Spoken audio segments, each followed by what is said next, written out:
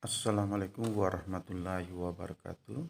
Baik, hari ini kita kembali bertemu di pembelajaran biologi.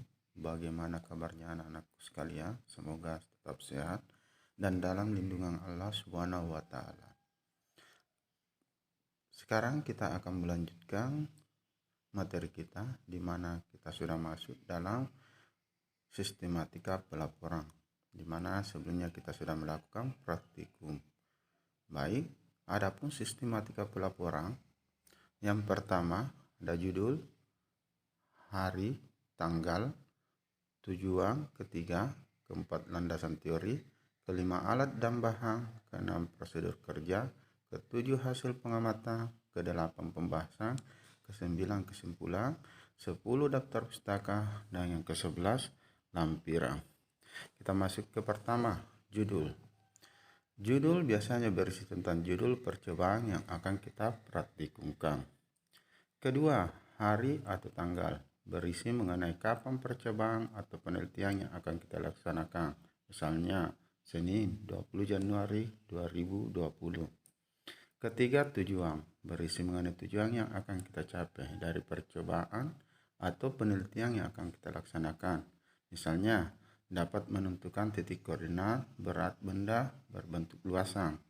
Yang kedua, dapat menentukan koordinat titik berat benda berbentuk bulat.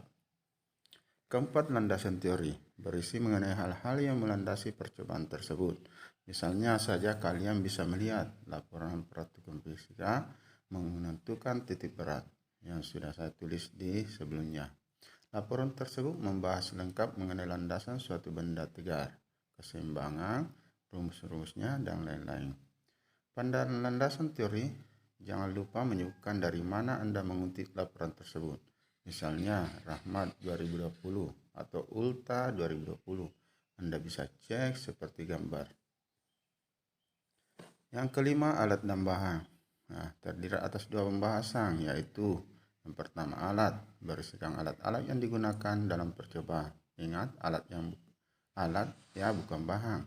Bedanya alat dan bahan adalah alat itu bisa dipakai berulang, sedangkan bahan hanya sekali pemakaian. Alat misalnya gelas kimia, bunsen, pengadut, dan lain-lain. Sedangkan bahan berisikan bahan-bahan yang akan dipakai dalam percobaan. Misalnya aquades, asam benzoat, naphthalene, lena, dan lain-lain. 6. Prosedur kerja. Dari pengalaman laporan praktikum selama kuliah, biasanya kami menuliskan prosedur dalam bentuk bagang atau diagram alir. Contohnya seperti gambar berikut.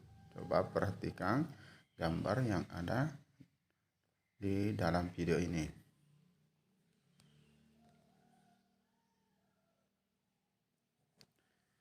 Yang ketujuh, hasil pengamatan, berisikan hasil-hasil yang didapat dan diamati selama praktikum. Pada bagian ini kalian hanya perlu menuliskan data-datanya saja, belum sampai ke tahap penjabarannya atau pembahasannya.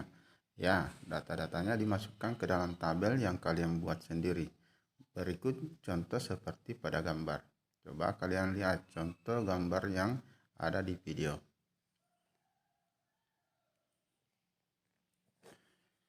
Yang kedelapan, pembahasan. Nah, ini adalah bab paling penting. Di sini semua percobaan yang kalian lakukan harus dibahas satu persatu. Bahas semuanya mulai dari pengamatan kalian, kecocokan data, dan kalian dapat dengan landasan teori yang kalian buat. Kecelakaan selama praktikum, misal terlalu lama dipanaskan, dan lain-lain. Pokoknya bebas curhat di sini. Kesembilan, kesimpulan. Bagian ini berisikan kesimpulan yang dapat dalam percobaan yang telah kalian lakukan. Punya kesimpulan menjawab tujuan dari percobaan yang kalian lakukan. Yang ke-10, daftar pustaka. Ini berisikan daftar sumber yang kalian ambil. Semua yang telah kalian kutip pada landasan teori harus kalian masukkan ke dalam daftar pustaka ini, dan penyusunannya menurut abjad. Yang terakhir, ke-11, ini tugas yang paling enak karena cuma nempel-nempel foto yang sudah kita print ke bagian bab ini. Lampiran menjadi bukti bahwa kalian telah mengamati percobaan. Itulah urutan atau sistematika laporan praktikum.